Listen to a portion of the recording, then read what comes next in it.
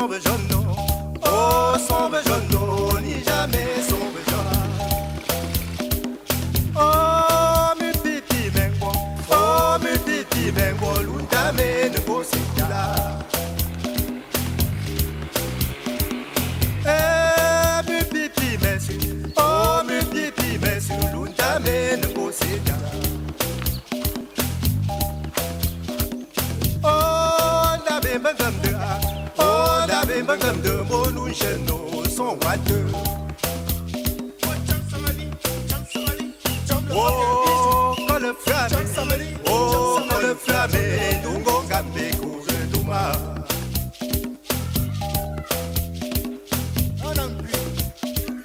Oh mi pipi mesu,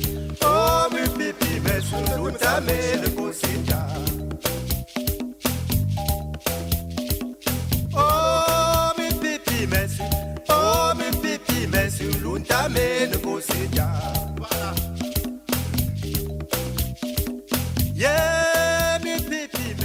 Nous avons, quand nous sommes arrivés à l'exécutif, nous avons trouvé un programme que notre prédécesseur implémentait, notamment avec le bitumage du plateau urbain que vous avez constaté.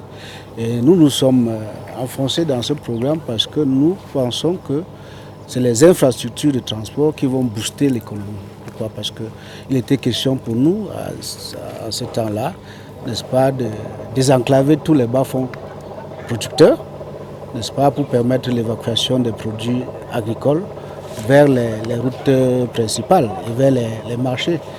Et ce faisant, depuis 2013, donc, on s'est engagé donc, dans cette lancée de la réhabilitation des routes et de la création d'autres.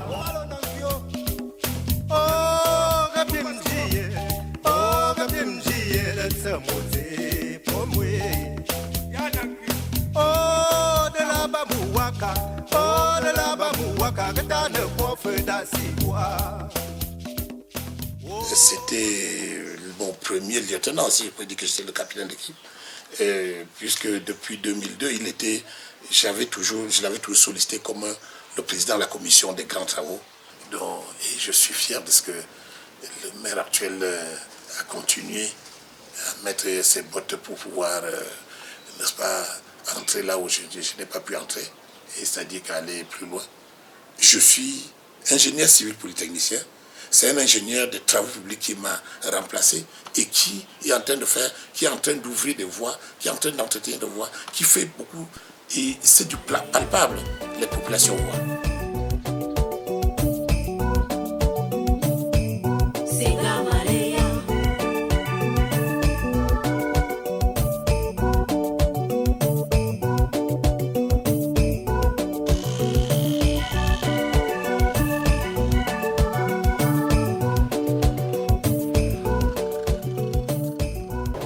Au niveau du groupement Bangam, il était pratiquement impossible d'aller dans certains villages.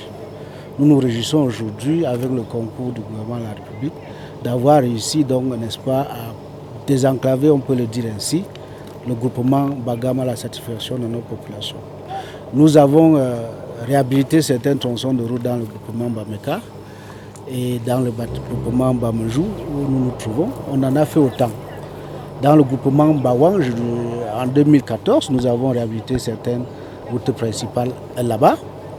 Et nous voudrons ici, n'est-ce pas, reconnaître l'appui fort intéressant du comité de développement de ce village qui, pour cette année 2017, a pu nous apporter leur appui, n'est-ce pas, dans la réflexion de certains tronçons. Et nous voulons ici dire que c'est un bon partenariat que nous avons tissé ensemble. Ça nous a permis néanmoins de rechercher d'autres financements parce que pour cette année, pour rester dans Bawang, nous avons reçu un financement de 10 millions, n'est-ce pas, qui va nous permettre à faire une ouverture d'une route qui partirait, n'est-ce pas, dans notre projection du lycée classique de Bawang vers le quartier Togo, au niveau de ce qu'ils appellent Grand Tournant. Et l'obstacle sur cet itinéraire-là sera le pont. Mais nous avons déjà, n'est-ce pas, maturé ce projet de pont que nous avons soumis au financement au niveau du ministère des Travaux publics. Nous sommes en train de suivre. Pour rester dans Bawang, en matière de route, nous avons maturé un projet, n'est-ce pas, pour la réhabilitation en totalité de la route qui part de EEC de Mbeng, à la limite frontière avec Bawang, vers Hiala, n'est-ce pas, jusqu'au marché Bawang. Et c'est un financement d'environ 120 millions de francs pour 2018. Les travaux seront réalisés. Et nous comptons dans la réalisation de ces travaux faire en sorte que les tronçons difficiles, à la mesure du possible, n'est-ce pas, soient bitumés et un enduit bicouche, comme là où nous nous trouvons. Et là, ce n'est qu'un début parce qu'en 2019, on aura la suite de ce financement.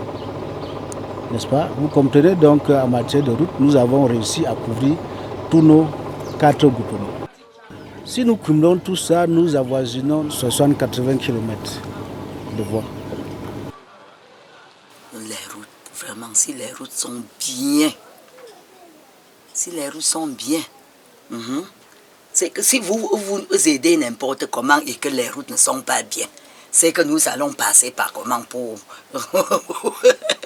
pour arriver. C'est premièrement les routes. Quand les routes sont bonnes, c'est bon.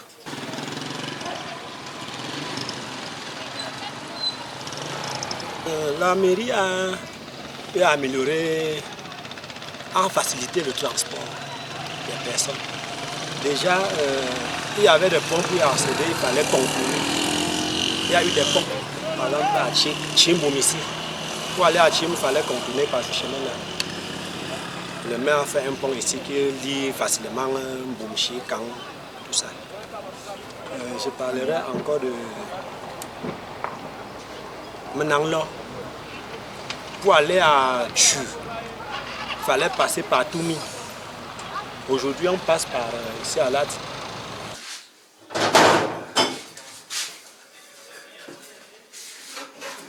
Vous savez, c'est quand la route passe que le développement suit.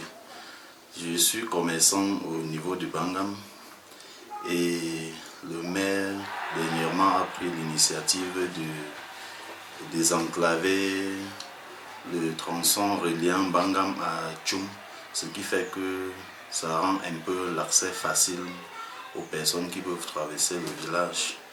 Parce que quand il n'y a pas la route, il n'y a pas beaucoup de gens qui fréquentent la circulation et le commerçant est bloqué. La marchandise ne coule pas rapidement.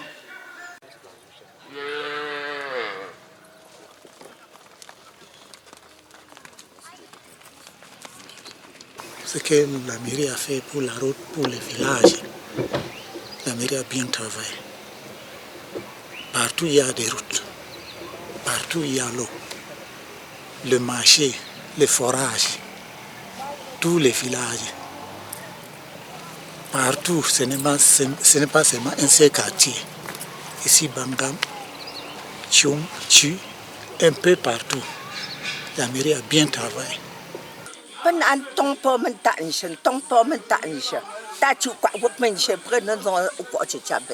Ce qui me va droit au cœur pour la mairie, c'est les travaux qu'il a réalisés dans mon quartier et un peu dans Bamejou.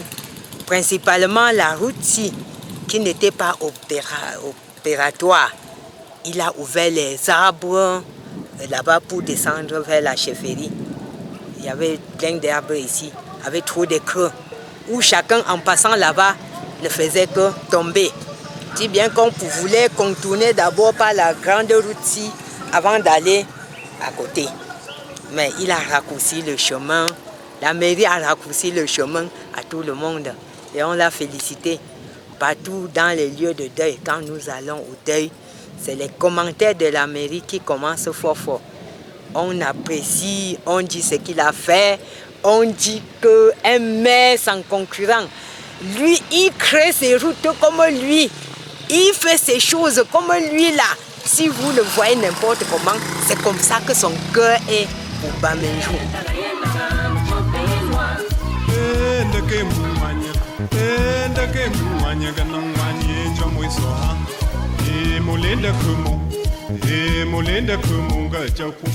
Notre obstination à vouloir utiliser les matériaux locaux, c'est seulement que nous voulons, n'est-ce pas, mettre en application les instructions du Premier ministre, n'est-ce pas, qui a instruit aux différents maîtres d'ouvrage de pouvoir utiliser les matériaux locaux tant que faire se peut dans les constructions publiques plein pied jusqu'à R+1. Nous avons été les pionniers dans l'Ouest et le NUN nous a copié et ça, c'est en train de prendre. Vous avez des coûts qui sont réduits, qui tournent autour entre 15 et 20% par rapport aux matériaux importés. Mais là où on gagne le plus, c'est que c'est des travaux qui permettent d'utiliser beaucoup de main-d'œuvre. Et donc il y a une redistribution des revenus. Et donc on lutte contre la pauvreté et on occupe beaucoup de jeunes.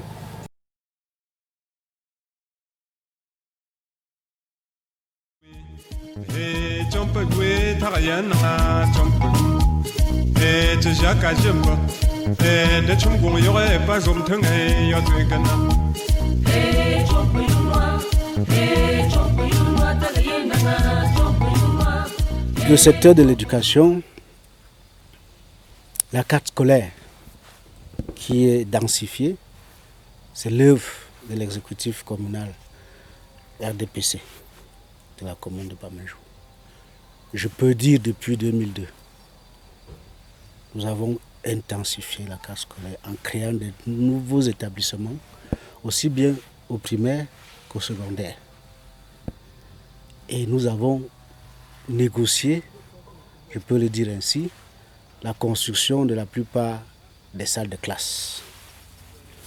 Et le dernier établissement que nous avons participé à la création, c'est le CS de Besseglatit dans le groupement Bameka.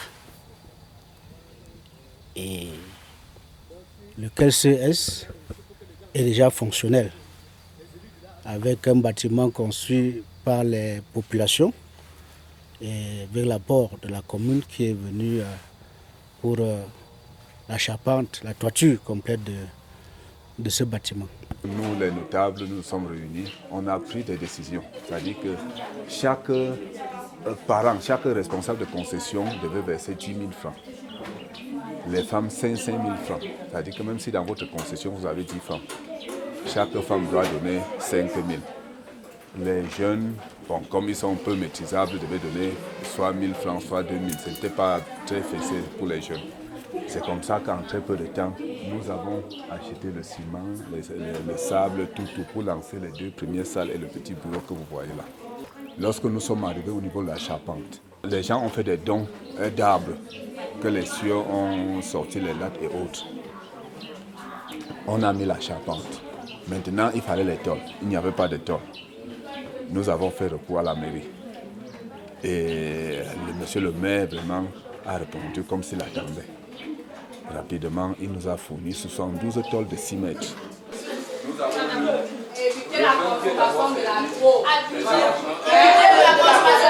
Au niveau de l'enseignement secondaire, depuis 2013, nous avons contribué, participé, n'est-ce pas, à la prise en charge des enseignants vacataires.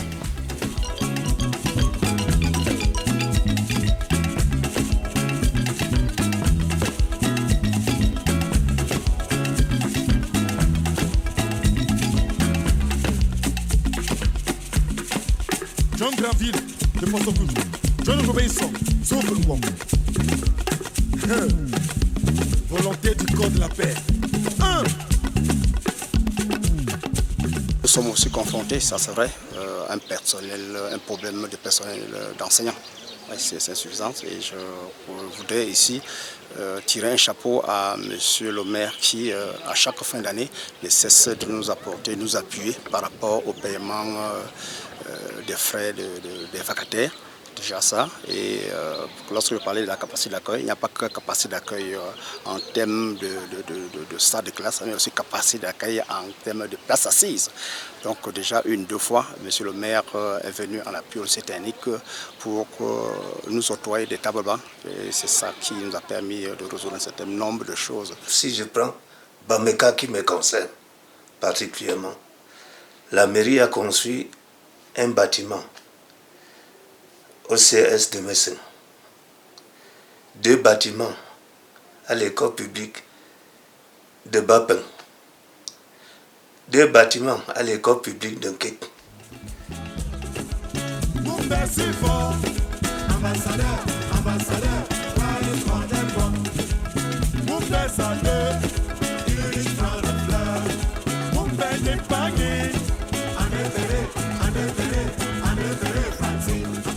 Le secteur de la santé, c'est le 3e pilier.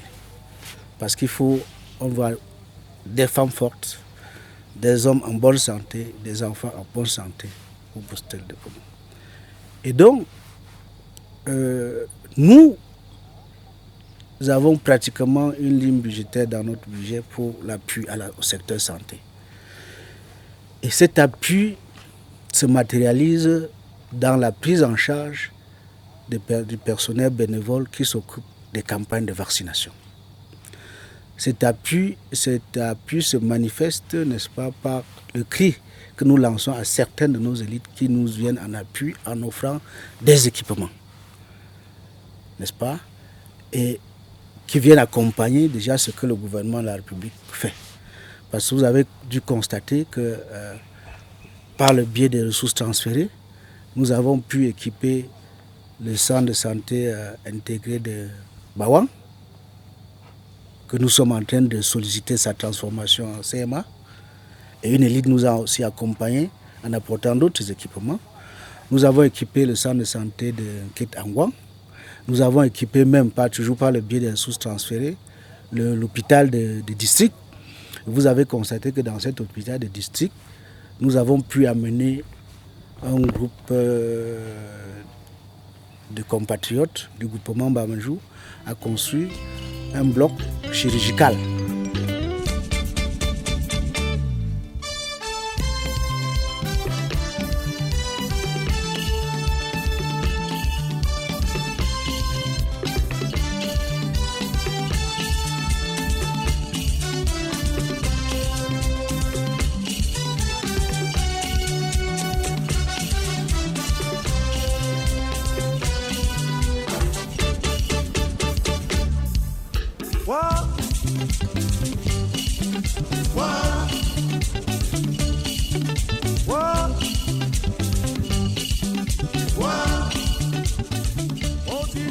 Les ouvrages marchands, la politique de la municipalité, n'est-ce pas, c'est la politique du gouvernement de la République. Ici, vous êtes au marché central de Bamejou et le bâtiment qui se dresse devant vous, ça a été conçu sur ressources transférées au ministère du Commerce, avec une partie, n'est-ce pas, des ressources propres de la mairie qui a permis de prolonger le bâtiment. Nous sommes passés ici, je crois, de 8 boutiques qui étaient prévues à pratiquement 15 boutiques avec les ressources propres de la mairie aussi. Et ce bâtiment, vous l'avez relevé tantôt, c'est effectivement en matériaux locaux. BTC, je l'ai dit, c'est une instruction gouvernementale que nous avons voulu nous approprier. Nous avons comme ça, à Bangam, au niveau du marché Théophane, construit un hangar. Le même hangar a été dupliqué au niveau du marché Bawang. Nous venons de boucler l'étude de maturation du même type de hangar au niveau de Bachum, au niveau du marché vivrier de Bachum. Et nous sommes en train de mener des études, de rechercher des financements pour moderniser aussi le marché de Bameka. Quand je me levais le matin, aller au marigot était très difficile. Bon, il y avait souvent la rosée en route. Et puis quand je rentrais, l'habit était mouillé, j'étais gênée. Bon, et je n'arrivais pas à l'école à l'heure parce que c'était un peu loin. Et puis, cette eau quand on buvait, il y avait souvent certaines maladies qui prenaient les petits enfants comme cela. Raison pour laquelle j'ai préféré utiliser cette eau. Quand on conçoit un marché, on ne le conçoit pas comme si on était un Européen. On le conçoit sortant du milieu de quelque part. Donc c'est un peu ça. Quand vous pensez à résoudre les problèmes d'adduction d'eau, vous savez que d'habitude c'est les enfants qui vont puiser l'eau, ou les mamans, ce n'est pas les papas. Donc comme c'est les enfants, il faut savoir approcher les points d'eau là où se trouvent les enfants. Quand nous étions à la recherche d'un site, celui-ci avait été choisi compte tenu de sa proximité avec l'établissement dont j'ai la responsabilité, afin que non seulement ça puisse ravitailler la communauté, mais en même temps aussi le lycée dont j'ai la charge, c'est-à-dire le lycée de Bangam. Je pense qu'à terme, il faudrait peut-être qu'on pense à des mini-adductions d'eau potable, telles que vous avez vu au niveau de Balatit. Il faut peut-être à terme que la commune encore sollicite des financements des partenaires, comme le FECOM et le PNDP, pour pouvoir faire l'extension du réseau CDE, comme nous avons fait à Bawang. N'est-ce pas? Parce qu'aujourd'hui à Bawang, si on boit de l'eau potable, c'est la commune de Bamenjou avec un cofinancement PNDP qui a apporté l'eau potable à Bawang. Et cette eau est gérée par le concessionnaire CDE. Donc nous pensons que ce serait à moyen terme et à long terme la solution par rapport aux ouvrages hydrauliques. Le final, je parti n'est pas mon là. Voilà. Là, je me demande que l'État pour la population va gérer le point d'eau. Voilà, avec la décentralisation. Donc, l'État pour la population va reconnaître gestion technique, gestion administrative et financière doit être assurée par les usagers des points d'eau. Je suis secrétaire du point d'eau potable de Fengmoui. On a fait ce forage en 2012. L'an passé, j'ai été nommé secrétaire, suivi d'un président et d'une trésorière et un fontainier. Le fontainier a démissionné. Et pour notre gestion maintenant, je fonctionne avec 3 membres. On essaie de sensibiliser la population pour pouvoir prendre un peu de miettes. En cas de panne, on essaye d'arranger l'eau avec. Après chaque 3 mois, il y a réunion. On essaie de s'entretenir.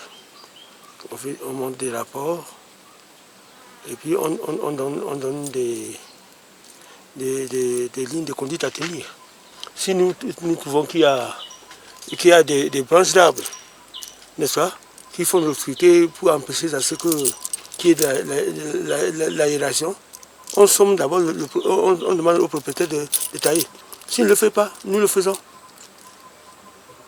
Nous le faisons. Il peut aussi arriver, lorsqu'on trouve qu'il y a de la broussaille, si les femmes en cultivant, on laisse les abords de route sans nettoyer. On se concerte, on fixe un jour, on va nettoyer.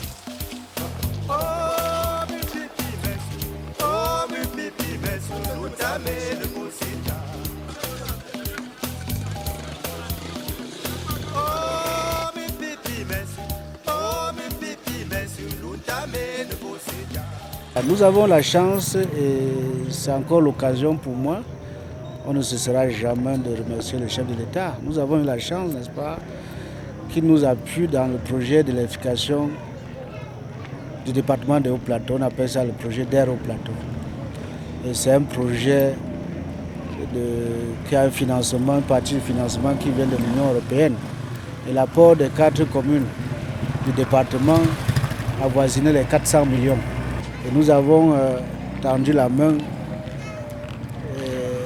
Le chef de l'État, comme d'habitude, n'est-ce pas, a pris sur lui de financer les 400 millions pour le compte des 4 communes de Haut-Plateau. Donc c'est encore une fois, n'est-ce pas, le lieu de lui témoigner notre profonde gratitude et lui dire que nous sommes de tout cœur avec lui. Merci pour tout ce qu'il fait pour nous.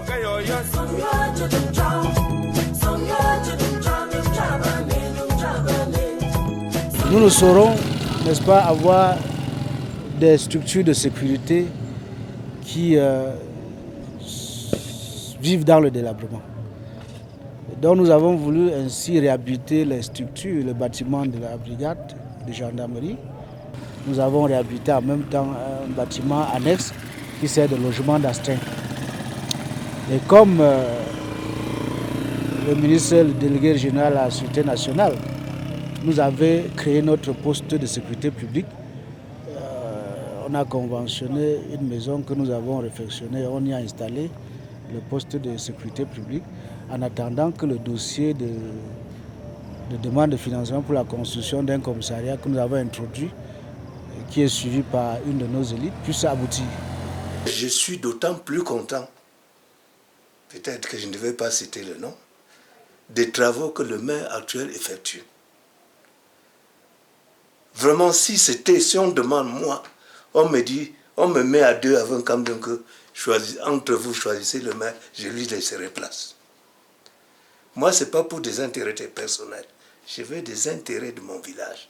Et pour le moment, il en fait. S'il fallait que demain, qu'après le mandat prochain, qu'il soit encore maire, personnellement, je le ferai à 110%. Si plus tard, il montre sa main pour un poste encore plus que ça, on va les lire à 100%. Il nous va droit au cœur.